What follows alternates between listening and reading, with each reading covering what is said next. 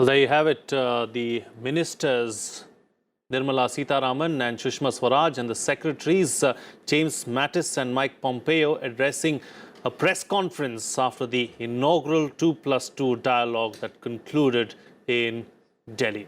I have with me guests on the program as well to talk about this and talk about the outcome, of course, of the 2+2 dialogue.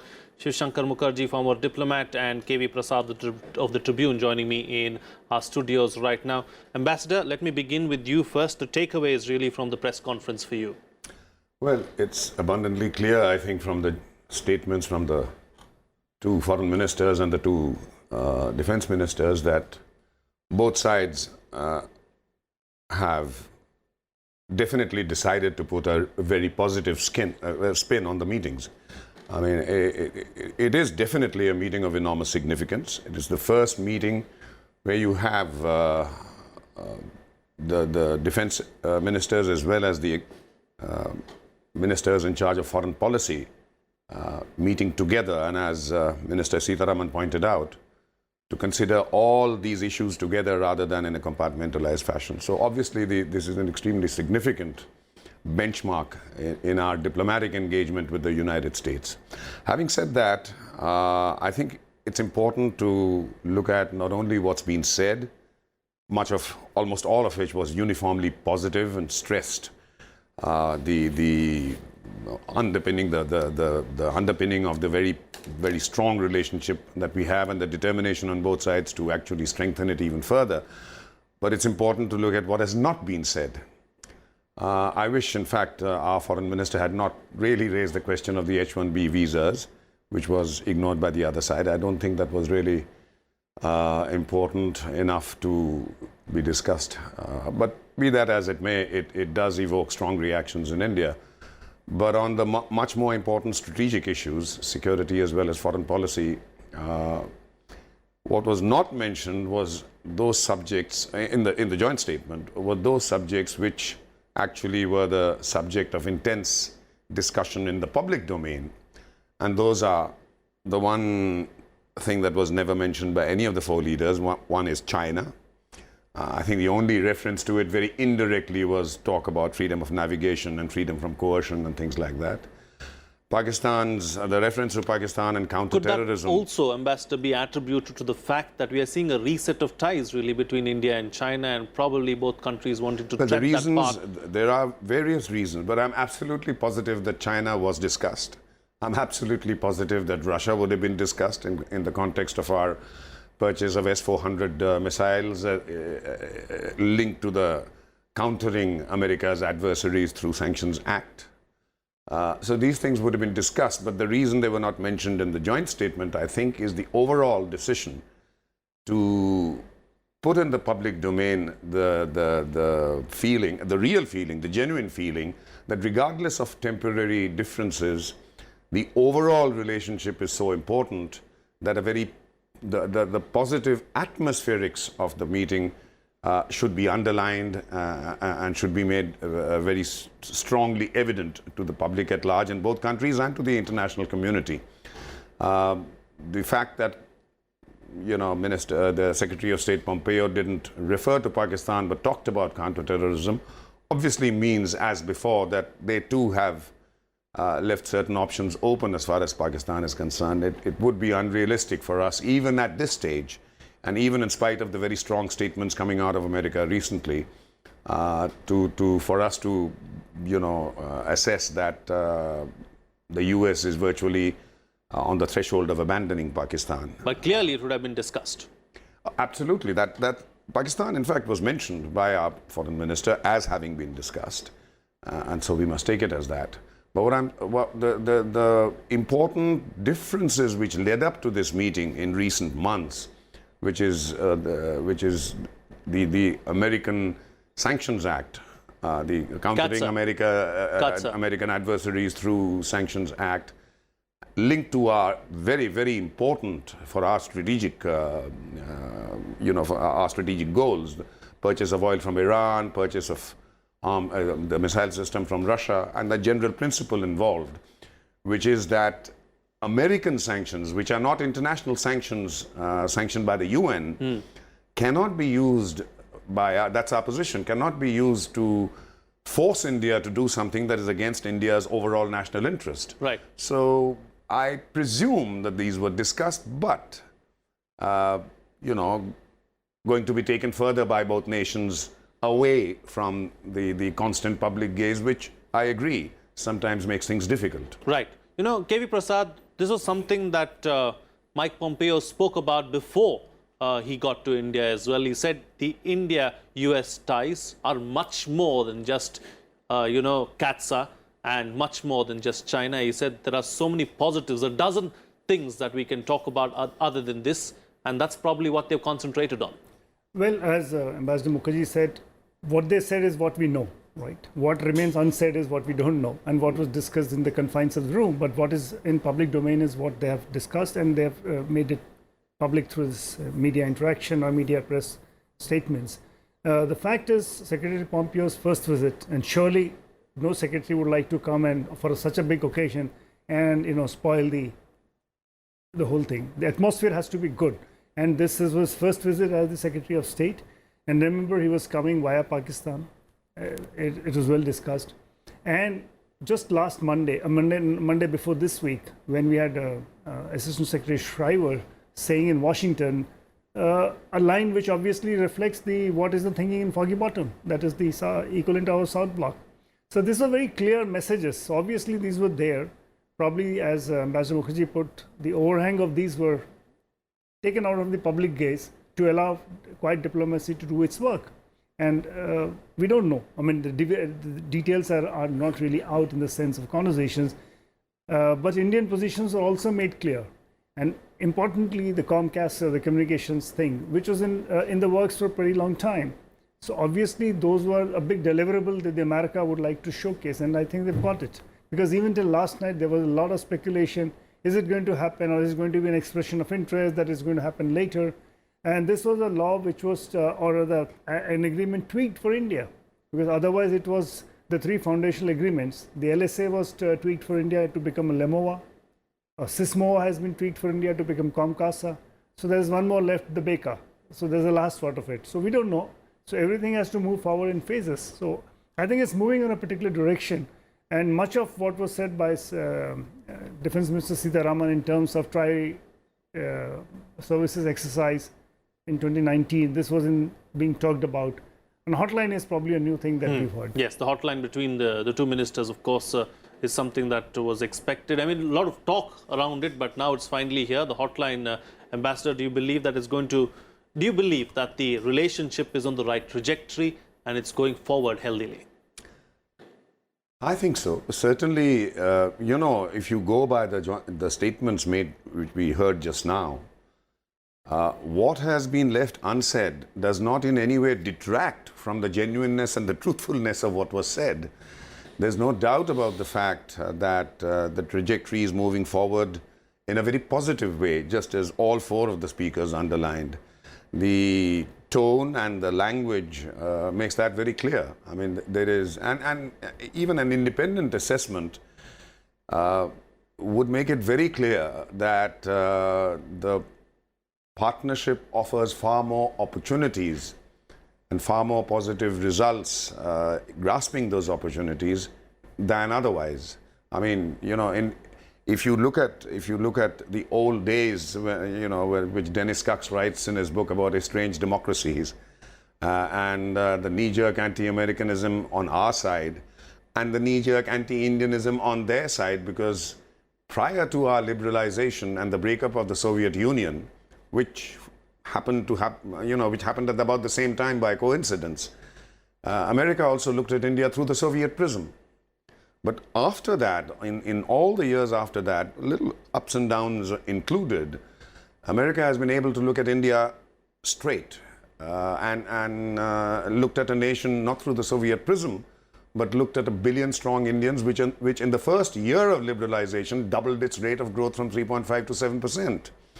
So, starting from there to now, to the very, very strong military exercises and coordination that is taking place, as pointed out by Minister Sitharaman, and the elevation step by step, as pointed out by James Mattis, and referred to by my colleague here, Mr. Prasad. I mean, these definitely point to a direction which, of course, we can't be very complacent about. There are differences which we have to tackle. There is national interest which may sometimes clash with the other side's perceived national interest. But that is a task for nimble diplomacy. That does not suggest that the overall relationship offers many more opportunities than otherwise. All right, you know, terrorism was spoken about by all four leaders, K.V. Prasad now, but America's idea of terrorism and our idea of terrorism, I'm going to take a word out of what the ambassador just said, perception. Is there a difference in perception really as far as terrorism goes, or do you believe that we are on the same page? Well, it's again, see, vis-a-vis Pakistan, America has a different kind of an issue. In the sense they have the role, because everybody knows about the role of Afghanistan, Pakistan. So there are layers within the American foreign policy establishment, how you take it forward. Having said that, Americans are very clear on the question of terrorist cooperation on terrorism. And I think also Mumbai was referred in one of the statements. So obviously that was, and Mumbai reference obviously takes memories back to the 2008 attack and the role of the Pak-based handlers and everything that India is trying to. So this is not hidden. Everybody knows when a reference is made, everything else falls into place. So it could be the way you're looking at it, but the fact is India and the US are working in cooperation on counterterrorism. This is, and very recently, I think the Homeland Security people had a meeting separately in the run-up to, or rather prior to this meeting. So that was a different conversation which is already happening. So I think on terrorism, there are issues. India would like America to do a little more than what it's doing. That has always been the case. I think only recently, just about a week ago, we had this message that $300 million have been cut from Pakistan aid. So it's a message. And surely President Trump's approach towards terrorism and Pakistan is far more strident in terms of, he's more clear in saying, oh, you got to do this. So to that extent, I think India can draw some element of comfort in that. All right. You know, another aspect that was spoken about, Ambassador, is trade. And we've seen, you know, the trade war and the tariff war that has been going on with the United States and China as well. Is that an opportunity really for India and US to work out on? I suppose temporarily, yes. I personally believe that a trade war that carries on and becomes worse and becomes all-encompassing. I mean, it might give us, you know, momentary satisfaction to hear President Trump berate Pakistan or you know, lash out against China as far as trade is concerned, and that is being interpreted by many experts as giving us opportunities, because where China is forced to vacate because of sanctions, offers opportunities for Indian exporters and businessmen to fill the vacuum. I think even if that is temporary, a temporary gain, I think in the long run a trade war hurts everybody. It distorts the carefully built up, flawed though it may be, but it is trade by the rule of law, and one of the major one of the countries that has been accused of major defalcations as far as WTO rules are concerned and international regulations as far as trade is concerned, in terms of international property rights, intellectual property rights, and other trade practices which are not fair, is China. But I personally feel that to return to a situation which is transparent and fair would be good for the world and for India, rather than for us to rush in with policy changes.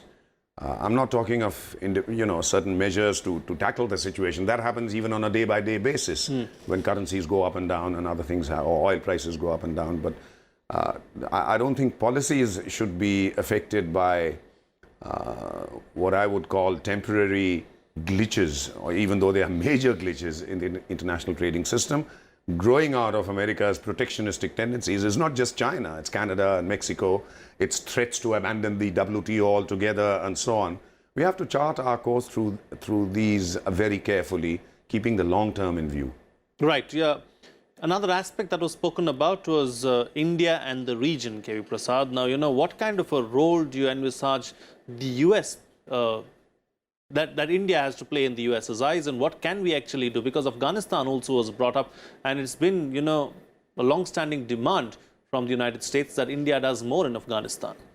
Well, apart from Afghanistan, Afghanistan is there, but Indian role is very clear. We are more into the building of capacity building, and there are several things which are demonstrated in terms of works, because that's very clear. India doesn't want boots on the ground, the military boots there. I mean, that has been established for a long time.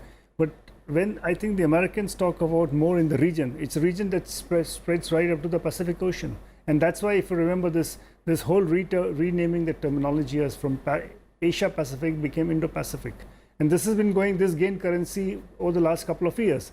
And as Defense Minister Sitharaman mentioned, the Americans had renamed the Indo-Pacific Command from Pacific Command to Indo-Pacific. So that gives a thing. But that has its own calculus, because then you're trying to draw into vortex many things. The whole part of it has already been described in the two joint statements that have been signed by India earlier. Including what the freedom of navigation that they talk of, the seas and everything, the sea lanes of communications, all this is already, I mean, they would like India to take more responsibility. This is something that has been said over the years. It's the last decade, in fact, they've been talking about. But incrementally, you're trying to see that how India engages in the region. And I think India is reticent in its own way, and it has its own understanding. It doesn't want to be seen as being some kind of an ally in that point of term. Closing comments now from both my guests. Ambassador, the way forward for India-US ties? Well, I don't think we need to think of this as something absolutely new. I think the way forward is what has been the way forward in the last decade or so, which is to see this as a very important meeting, a very, very important new benchmark, this 2+2 scenario, on which to build on the positives that are already there. And frankly, although many in the public are not aware of it, our relationship with the US, ever since ever since it started getting to be very, very active and being strengthened over the last, since 1989, 1990, has been across the board, across every sector. I mean, there are committees and task forces and working groups and so on in probably every sector of human endeavor, including education and health and tourism and you name it. So these, of course, are the most important and of course grab the most headlines. But therefore, I think the way forward is to hopefully, just as this meeting would have done, underline that the relationship is full of opportunities for the betterment of the lives of the people of both countries, that our aspirations are mainly, they are congruent, and that whatever differences are there should be dealt with within that overall positive framework. Right. And I think that is the way to go forward, to build on this, which is already very positive. All right. K.V. Prasad? Well, part of it was said by James Mattis when he said, we've inherited this, we're taking it forward, the trajectory will be taken forward. And this is what he kind of explained as to what it is. And as Ambassador Mukherjee mentioned, the fact is, I think there are about 70 sectors from outer space to deep sea. The subjects that India and US engage in various segments. And so I think that it's already there. And a portion of it we must always acknowledge is the strong Indian community who work in America. They are the people who are the silent drivers of this bilateral engagement. I think this is my assessment. All right. With that, we'll have to call it a wrap on this special telecast. India-US ties are on the right trajectory and in a good place. All we need to do is build on the strong foundation that we already have, is what the panelists are suggesting. With that, it's a wrap. See you again next time.